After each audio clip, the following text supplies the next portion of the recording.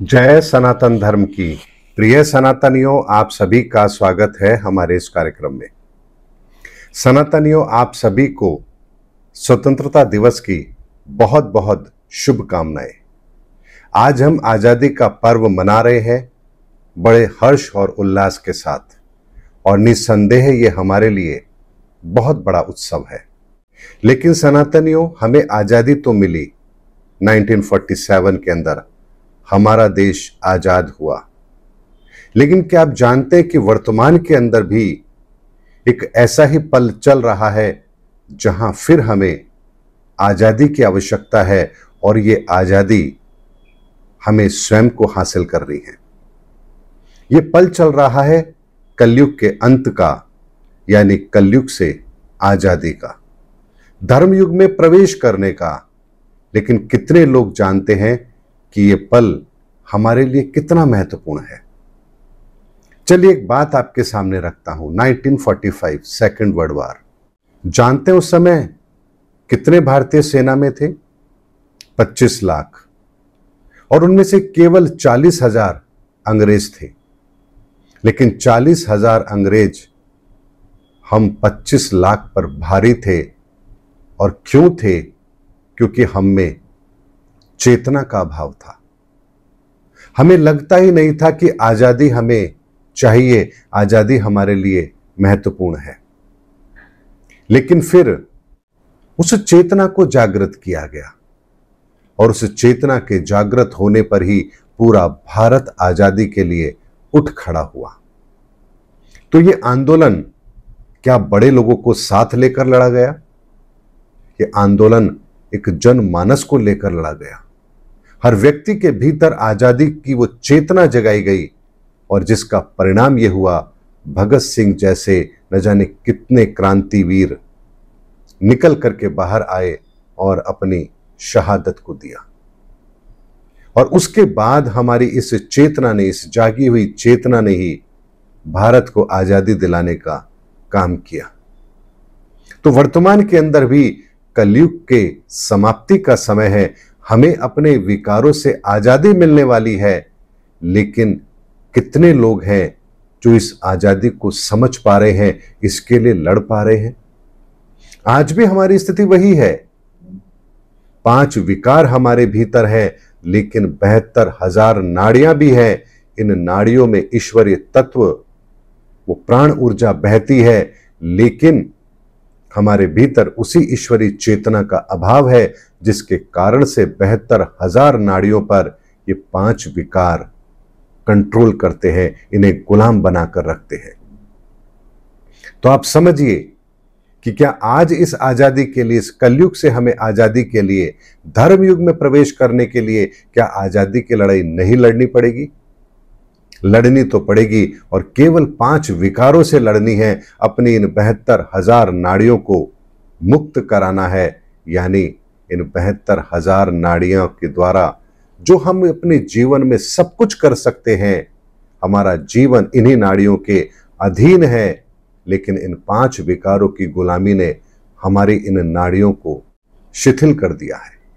इसीलिए आज भी हमें चेतना की आवश्यकता है, उस ईश्वरीय चेतना की आवश्यकता है जो हमें दोबारा से उस आजादी के लिए खड़ा करे, जहां हम अपने विकारों से आजादी ले पाएंगे। और वर्तमान का समय यही चल रहा है, यही चल रहा है सनातनियों। ये वही समय है, उसी तरह का पल है जहां अब आजादी की लड़ाई का वही मंजर आप लोग दोबारा देखेंगे। लेकिन ये आजादी की लड़ाई इंसान बाहर भी लड़ेगा और भीतर भी लड़ेगा। और इस लड़ाई का जो नेतृत्व करेंगे, उन्हें ही शास्त्रों में कल्कि कहा गया है।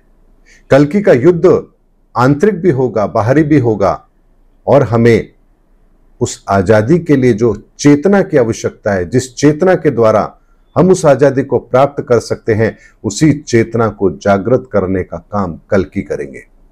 हमारे भीतर वो ईश्वरीय ऊर्जा जो है, लेकिन चेतना के अभाव के कारण से हम उस ऊर्जा को पहचान ही नहीं पाते। इसी पहचान को देने का काम कल्कि करेंगे।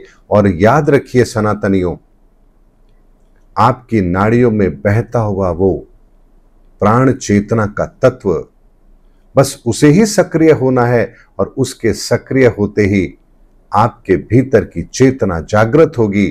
और आपके भीतर की चेतना यदि जागृत हो गई तो आप कलयुग के गुलाम हो ही नहीं सकते। और यहीं से होगा कलयुग का अंत और धर्मयुग की स्थापना। बात आती है कि हम इस चेतना के लिए क्या करें, तो सनातनी एक बात को ध्यान रखिए, चेतना की जागृति के लिए केवल और केवल एक ही चीज काम करती है और वो है ईश्वरीय तत्व। क्या हमारे विचारों के अंदर, हमारे प्रतिदिन प्रार्थना के अंदर, क्या हम ईश्वर को शामिल करते हैं? आज भी हम लोगों के प्रभाव में आकर के अपने कार्य करते हैं। अरे ये तो बड़ा आदमी है, अरे ये तो बहुत ताकत वाला है। हम लोगों के आधार पर अपनी योजनाओं को बनाते हैं, लेकिन हम कभी ईश्वरीय योजना में तो शामिल होते ही नहीं हैं। हम भय युक्त रहते हैं, जबकि हमें भय मुक्त होना है। अगर ईश्वर हमारे साथ है तो फिर डरने की क्या बात है? सनातनियों, इसीलिए जब तक ईश्वरीय तत्व को हम नहीं जानेंगे, नहीं पहचानेंगे जो आपके भीतर है, और ईश्वर से यदि प्रार्थना नहीं करेंगे, अपनी प्रार्थना में यदि ईश्वर को शामिल नहीं करेंगे, तो सोचिए आपका आत्मचिंतन, आपकी आत्मचेतना कैसे सक्रिय होगी। हम तो आज भी ईश्वर से सौदेबाजी करते हैं, कहीं जाते हैं तो कुछ चंदा चढ़ाते हैं, शायद ईश्वर खुश हो जाएगा। कहीं सवा मणि कराएंगे, शायद ईश्वर कहीं खुश हो जाएगा। हम न जाने कितने प्रलोभन ईश्वर को देने की कोशिश करते हैं, लेकिन भूल जाते हैं ईश्वर तो हमारे भीतर बैठा है। अपनी चेतना को हमने कब जागृत करने का काम किया?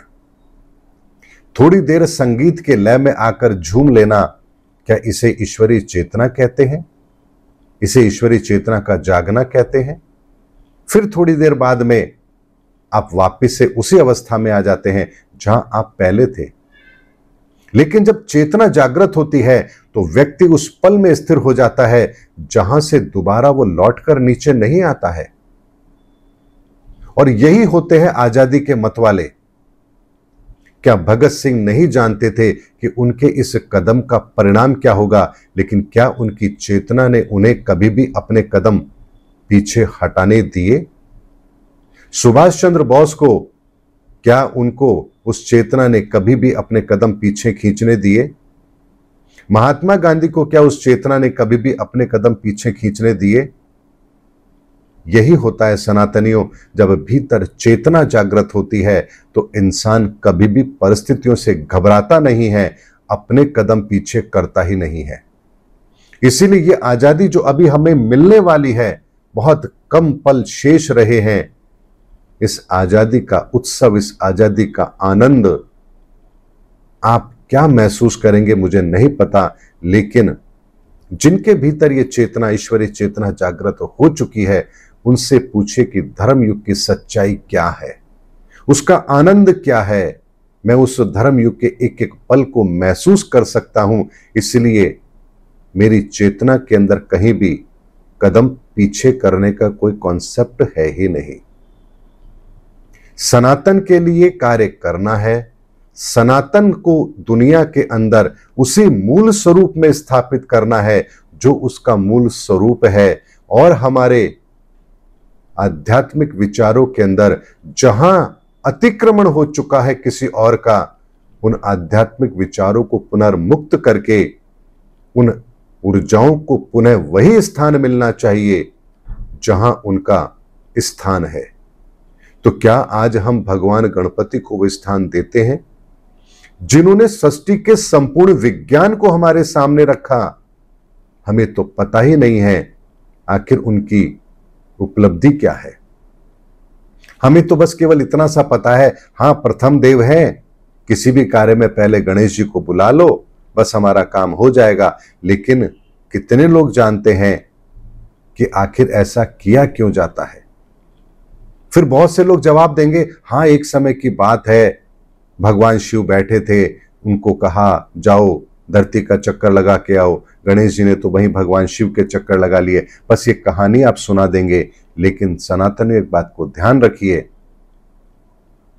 भगवान गणपति प्रथम देव इसलिए नहीं है कि उन्होंने भगवान शिव के चक्कर लगाए, बल्कि भगवान गणपति प्रथम देव इसलिए हैं क्योंकि उन्होंने सृष्टि का वो विज्ञान हमें दिया जो आज भी हम लोगों से छिपा हुआ है। एक छोटा सा प्रश्न यदि मैं आपसे करूं, शून्य का आविष्कार किसने किया, तो आप कहेंगे आर्यभट्ट ने। तो फिर 1 का आविष्कार किसने किया, 2 का आविष्कार किसने किया, 3 का आविष्कार किसने किया, 4 का आविष्कार किसने किया, सिंगल डिजिट 9 क्यों होते हैं, गणित किसने बनाई, भाषाएं हजारों हैं, धर्म सैकड़ों हैं, लेकिन फिर गणित एक क्यों है।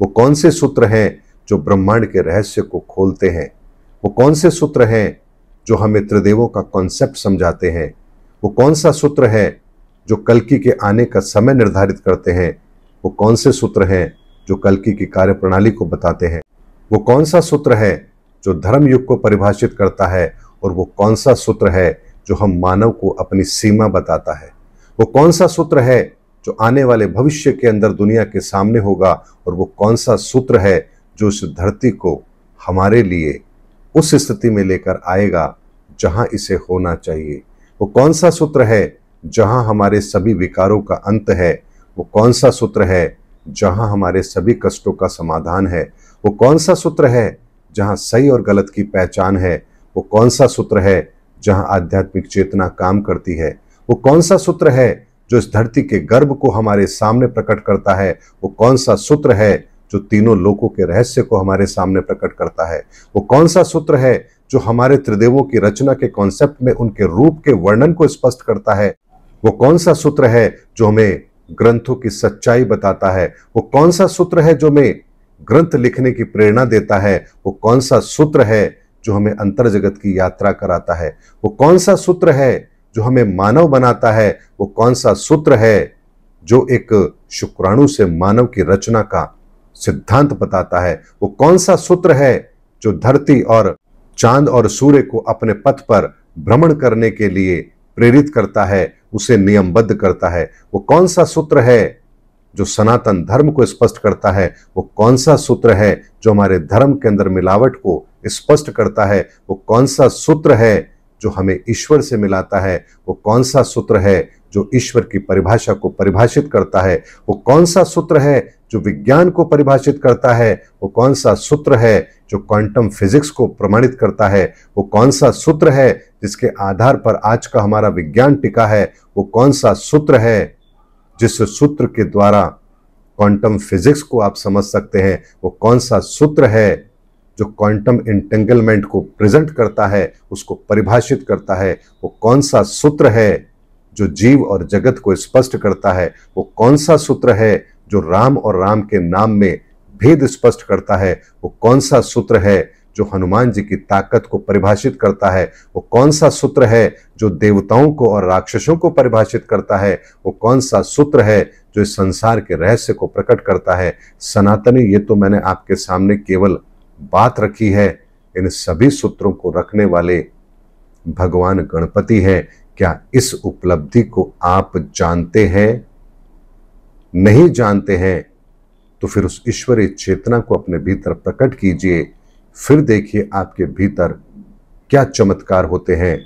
वो ईश्वर हर वो कार्य कर सकता है जो हमारी सोच और समझ से बहुत परे है।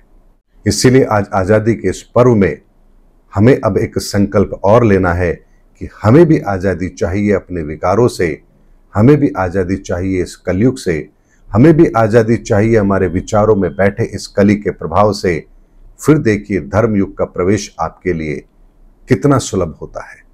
उम्मीद करता हूं सनातनियों, मेरा वीडियो आपको जरूर समझ में आया होगा। अगले वीडियो में आपसे फिर भेंट होगी, तब तक हमारे चैनल पर बने रहिए। जय सनातन धर्म की, जय धर्मयुग की, जय सनातन विश्व।